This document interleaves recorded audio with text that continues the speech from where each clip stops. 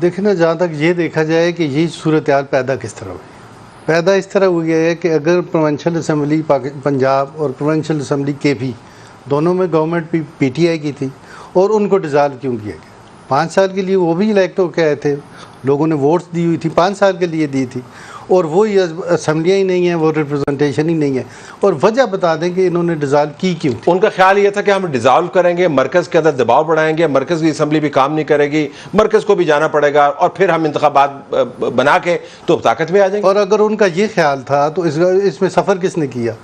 मुल्क ने किया और कौम ने किया। ठीक, उनकी सोच से नुकसान कितना हुआ। फिर वो कौमी असम्बली में बैठे हुए थे, देखें ना, आज तक पाकिस्तान की हिस्ट्री में नो कॉन्फिडेंस नहीं हुआ, और पहली दफ़ा नो कॉन्फिडेंस हुआ है। इसका मतलब है कि इनकैपेबल हुकूमत थी। लेकिन हारून साहब, मुझे सियासतदानों की सियासी दाव पेच तो समझ आते हैं, जरा अदालत जिसके सामने आप पेश होते हैं उसके अंदर जो काम हो रहे हैं मुझे वो समझ नहीं आ रहे कि सियासी स्टैंड के साथ एसोसिएट हो जाना ये किस हद तक इसमें क्या स्ट्रेटजी? देखिए ना, इस बारे में तो पाकिस्तान बार कौंसिल और प्रोविंशियल बार कौंसिल ने पहले एक रेजोल्यूशन पेश की थी कि हम सिर्फ आइन और कानून के मुताबिक अदलिया के साथ जो मामलात हैं वो करेंगे। और जो कौन से वाली अदलिया, 4 वाली अदलिया या 3 वाली अदलिया, ये हमें अब सवाल करना पड़ेगा ना जी कि नहीं? हम तो 4 वाली अदलिया को सपोर्ट कर रहे हैं। आज वो कह रहे हैं 4 वाली, 3 वाली अदलिया 8 वाली अदलिया हो गई है, आज 7 दूसरी तरफ है, 8 इस तरफ है। लेकिन पहले ये देखें ना, पहले जब एक जज साहब की ऑडियो लीक हुई थी, आज तक उसका डिनायल आया है। वो तो बेंचेस का हिस्सा है, वो तो मसला ही कोई नहीं है। वही बात है। अगर जुडिशरी, भट्टी साहब की वीडियो भी है जिसके अंदर वो 2 जजेस के नाम ले रहे हैं, उसके ऊपर पाकिस्तान की हिस्ट्री में जुडिशरी में कभी इतनी बड़ी रेफ्ट हुई है कि आधे जज एक तरफ हैं, आधे जज दूसरी, सीनियर मोस्ट जजेस हैं, और सीनियर मोस्ट। तो आप किस तरफ हैं फिर? नहीं, हम तो देखें ना, अदलिया, हमें यही शर्मिंदगी होती है कि अदलिया पे कोई आंच नहीं आनी चाहिए। हमारी सोच ये थी कि अदलिया के यानी कि वर्किंग रिलेशंस ऐसे होने चाहिए और अदलिया के फैसले ऐसे होने चाहिए ताकि कौम अप्रिशिएट करे। फिलहाल तो अदलिया को अपने ऊपर आंच आने पर कोई मुझे नहीं लगता शर्मिंदगी हो रही है, बहुत बड़ा इशू है। सो आप ये चाहते हैं कि अदलिया का तकद्दुस बरकरार रहे, अगर बड़ा मुश्किल बरकरार रहे, लेकिन वो अब जो सूरत पहली हिस्ट्री में पहली दफ़ा हो गई है सुप्रीम कोर्ट में कि सीनियर मोस्ट जजेस अलहदा हैं और बाकी लोग अलहदा हैं। अब इसका जो इन्होंने बिल पे पास किया है इस असम्बली ने, इस असम्बली के पास जो मेजॉरिटी थी वो पार्लियामेंट, नेशनल असम्बली भी थी और सेनेट भी, दोनों ने पास कर दिया। जब पास होकर प्रेसिडेंट के पास गया तो उन्होंने वापस कर दिया। सियासी तज्जिया कर लेने जरा कि ये पावर पॉलिटिक्स है क्या है, आपके ख्याल में क्या हो रहा है? इसका सियासी तज्जिया करूँ, आप डिपेंड करता है कि आप सियासत को सिर्फ हॉक के तौर पे देखते हैं, पावर रियल पॉलिटिक के लेंस से देखते हैं, या आप समझते हैं कि सियासत का अमल एक विजनरी अमल है जिसके अंदर ट्रांसफॉर्मेशन सोसाइटीज़ में आती हैं। आपकी मर्ज़ी कैसे देखते हैं? मैं इसको ऐसे देखता हूँ कि किसी मुआशरे को आगे बढ़ने के लिए एक न्यूट्रल आर्बिटर की ज़रूरत होती है। इदारे क्यों बनाए जाते हैं, इदारों को क्यों मजबूत किया जाता है, अफराद को क्यों नहीं मजबूत किया जाता? उसकी वजह यह है कि आपकी कोशिश ये होती है कि इदारों की शक्ल में एक न्यूट्रल आर्बिटर रहे जो मुआशरे के अंदर इस्तेहकाम पैदा करे, कि लोग जब जज फैसला करें तो कहें ठीक, पसंद नहीं आया लेकिन ठीक है, ठीक हो। मैंने कोई ऐसा तो नहीं है कि ये जज ठीक, मोटिव्स एट्रीब्यूट नहीं हो आप। जी हाँ, इदारों के ऊपर क्यों हम कहते हैं कि नहीं इदारों के खिलाफ ना बात करें? आप कहते हैं इन्होंने शहीद होना है हमारे लिए, हमारे बच्चों की हिफाजत के लिए गोलियां खानी है, तो इनको कंट्रोवर्शियल ना बनाया जाए। अब हमारे मुल्क में सियासतदानों को तो छोड़ ही दें, अभी आप कैमरा उल्टा दें और लोगों से पूछे कि सियासतदान तो जो आपको जिस तरह कैंपेन्स चली हैं सियासतदानों के खिलाफ, अगर वो कैंपेन्स का मतन श्योर, ये मैंने एक जगह करके देखा है कि सियासतदानों को इतने बुरे नंबर नहीं मिलते, बाकी दूसरों को भी आज पे बड़ी धुनाई होती है। देखिए भाई, हम तो आपके लिए रीअश्योरिंग होना चाहिए। हम तो 8 बजे के प्रोग्राम में आते हैं, जो सुनते हैं जिस तरह के सवालात का सामना करना पड़ता है।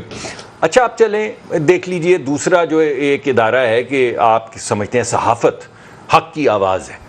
अब आप देखें आपने क्या हाल ख़वातीन का किया, क्या किन किन नामों से उनको बुलाया, किसी को सहाफ़ी कहा और दीगर जो अलकाबात ख़वातीन के लिए इस्तेमाल किए गए, आपने लोगों को डिस्क्रेडिट कर दिया उनकी बच्चों को।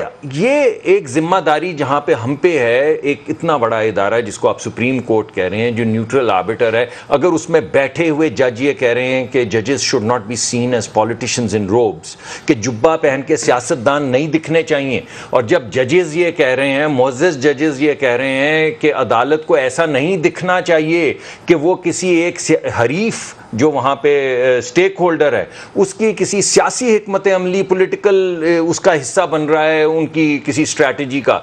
और एक और इदारा डिवाइडेड और कमजोर है। नहीं, देखे ना डिवाइडेड क्यों है, आप मुझे बताएं 15 जज हैं, आपने उसमें से 2 जजेस ऐसे लगा दिए हैं जिसके ऊपर आज आप माफी मांगते फिर। देखिए वो बात आपकी बिल्कुल ठीक है कि माफी, मतलब आपने इदारे को, आपने उस वक्त सोचना था ना कि आपने क्यू को जंप क्यों करवाया। देखिए मैं तो उसके मुतालिक तो मैं समझता हूं कि इसके कई जवाब, और वजीर कानून साहब कह रहे हैं कि मेरी राय के खिलाफ हुकूमत की पॉलिसी के ताबे हमने उनको इंडोर्स किया। देखिए मैं ये कह रहा हूं कि आज जो रवैया अपनाया है वजीर कानून ने वो ठीक है। जब आप फैसले करते हैं, मैं भी फैसले करता हूं, अगर किसी तरह पे आपको लैप्स ऑफ जजमेंट नजर आए किसी भी फैसले में, तो आप उसको रिकग्नाइज करते हैं कि I think I made a mistake, मेरा ख्याल है लैप्स ऑफ जजमेंट हुई है, इसमें कोई हर्ज नहीं है। It doesn't make you a smaller woman और अ स्मॉलर मैन अगर आप कहें कि मैंने जो फैसला किया मुझे लगा कि, लेकिन आपको काफी इसमें हमाकत भी नजर आती है। जब आप ये कर रहे थे तो तमाम लोगों ने कहा था ये ना करें, मगर उस वक्त ये गुमान में नहीं था कि इस तरह की जजमेंट्स आएंगी या इस तरह लोगों को तो आप लाइन तोड़ सकते हैं अगर जजमेंट और उसका नहीं। देखे ना, आपने आखिर में फैसला ये करना होता है कि ये जजेस की स्लेट है, इनमें मेरिटोरियसली सीनियरिटी की बुनियाद पे या मेरिट की बुनियाद पे, आपकी काबिलियत की बुनियाद पे जो भी है। आर्मी चीफ की लिस्ट नहीं है ना कि चौथे को लगा दें। नहीं, मगर मुझे ये नहीं पता कि ये कानून है या नहीं, इनसे पूछ लें, जजमेंट्स मौजूद है सीनियरिटी की लिस्ट। लेकिन मैं आपको ये कह रहा हूं कि अगर कोई ऐसा, उसको एरर भी आप बेशक जान लें, लेकिन मैं आपको कह रहा हूं कि जब आप करते हैं तो आपके गुमान में ये थोड़ी होता है कि ये 7 जज एक तरफ खड़े वो क्यों सवाल उठा रहे। चले यार, हम तो सियासतदान हैं, आप सहाफ़ी हैं। सुप्रीम कोर्ट में बैठे हुए 6 या 7 जजेस, जिनमें से 4 जज ये कह रहे हैं कि ये मेंटेनेबल नहीं है, ये जो 184(3) में आप आए हैं मेंटेनेबल नहीं, यानी इसकी समाअत नहीं हो सकती, यानी इस मुकदमा नहीं चल सकता। जाने दीजिए, आखिरी बात कर लो।